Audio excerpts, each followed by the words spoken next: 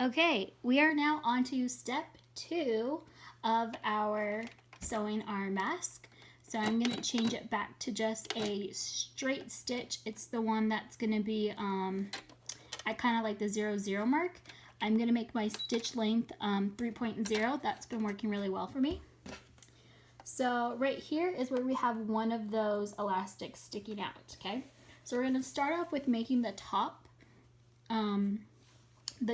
part where the pocket is. So the pocket will be right here.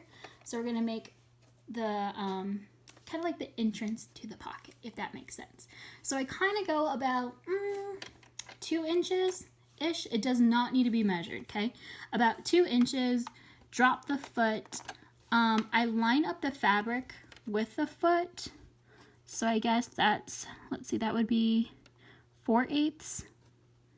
So about half an inch. Okay. Then I go ahead and back stitch twice. Guys, I'm a very new sewer. I learned on YouTube, so I'm very much of a beginner. Please let me know if I'm doing something wrong. Okay, so I actually go over to the edge, then I back stitch 4 times because it lines me up till this part right here, so that when I'm gonna turn it, it's pretty much lined up for where I need it to be. Okay, I back stitch twice to go over the elastic once more because we really don't want the elastic falling out, and then I just go straight.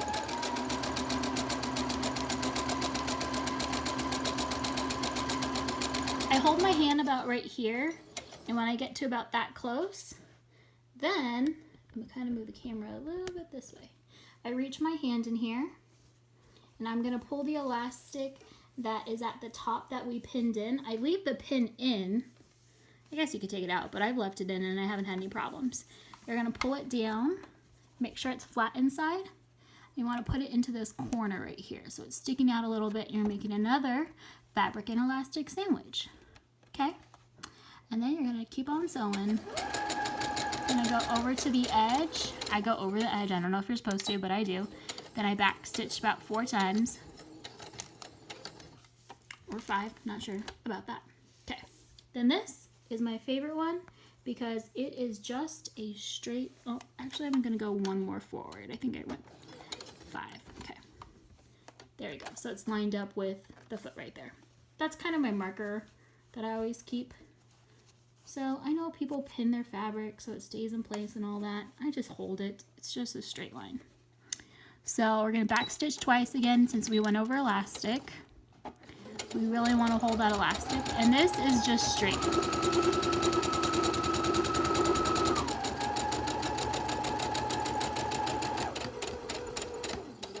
Okay, you're going to go to the edge. Then you're going to back stitch. Okay. Then we're going to turn it. Okay, and remember, this is the one, this is the one where the pin is right here for the second one, okay? So it's holding it in place. You're not gonna run over your elastic because it's already pinned in. I line up the bottom a little bit, and did I back stitch twice? I don't remember. Doesn't look like it. Okay. Then you're gonna keep on going. I hold my fingers here so when I get about 1 to 2 inches, and I stop, I reach in. Remember, this is going to be the top pocket now. Reach in to where that elastic is pinned down. I'm going to pull it, make my 4th elastic sandwich. Right there. Can you see it peeking out? We want it to peek out just a tad bit. I'm sure there's some like terminology for all that, but yeah. Okay, you're going to keep on sewing. Then, since we went over elastic and we're at a corner, I'm going to back stitch 4 times. And then we're going to turn. Now, this is the top of what I call the envelope. So we're going to put our foot down. We're going to go back 2. And then we're gonna stop about here, about 2 inches, so that we have the opening to pull it inside out, okay?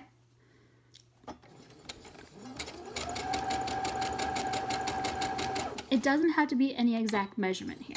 Then I go to back stitch with my needle.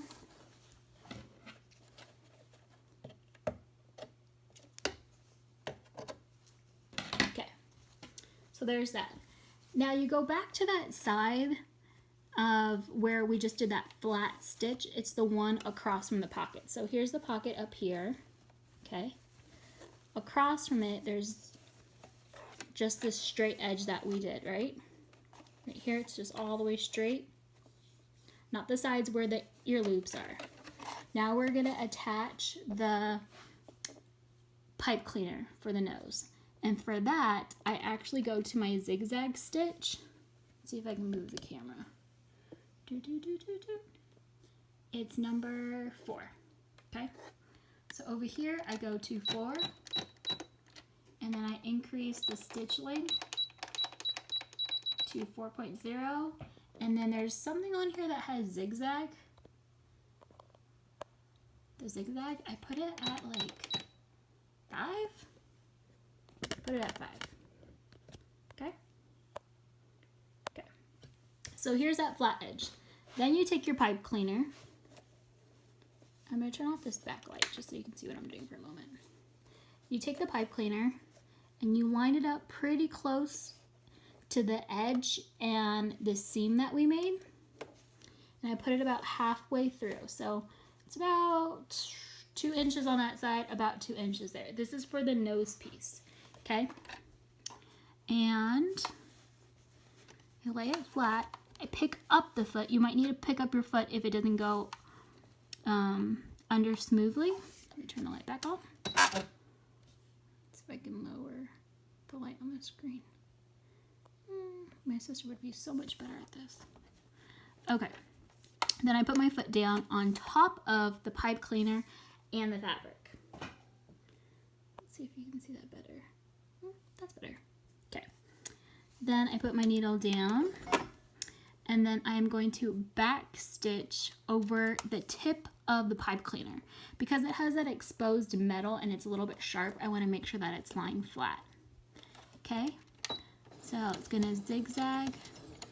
Oops. Oh, I turned off my machine so it didn't zigzag. Hello. Okay. We're gonna zigzag. So since I'm already at the end, now I'm gonna go forward. It's gonna go around the pipe cleaner. Then I'm gonna back stitch to get that pipe cleaner. Good. Now I'm gonna go forward.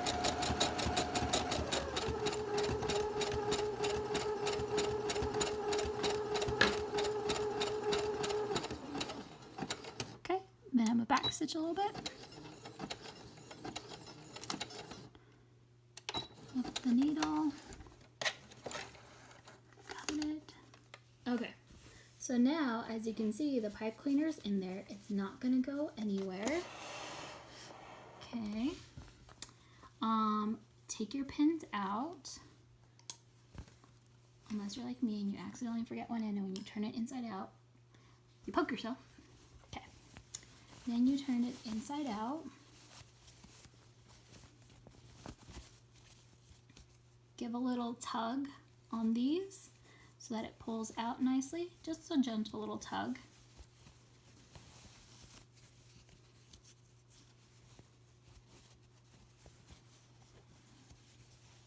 Kind of flatten it out a little bit. So right here is where the pipe cleaner is. And it's not gonna move around. And you don't have to go over it and sew it here at all. It's in there for good. It's not going to move around. I find this way to be so much easier than having to go around or to get it to stay in place when you're doing the top. So now, at this point, you don't even have to sew the bottom again because it's closed. So then you would do your pleating. Okay.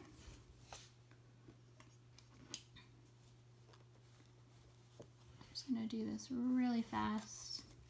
Just to show you really quickly, just gonna do one pleat It needs 3, but to be honest, I pass off all the pleating and my mom does it. We do a little bit of assembly line because we have 3 sewers, so we can do that. But what she does is she'll start from this side, where the nose piece is, and she'll start here. She'll sew, sew, sew, sew, sew. Here's the opening that we were using, the top of the envelope. She'll sew that straight closed, and then sew down the rest of the pleating. There's 2 more pleats here though, okay? All right, I hope this makes sense. If you have any questions, let me know.